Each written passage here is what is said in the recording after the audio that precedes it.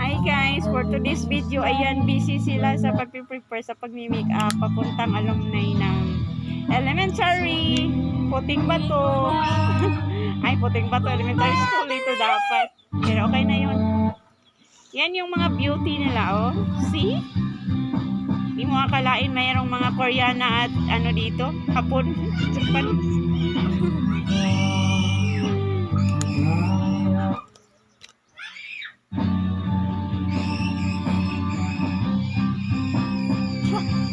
Tanaw sa dyan. Ting! Ikaw, Day.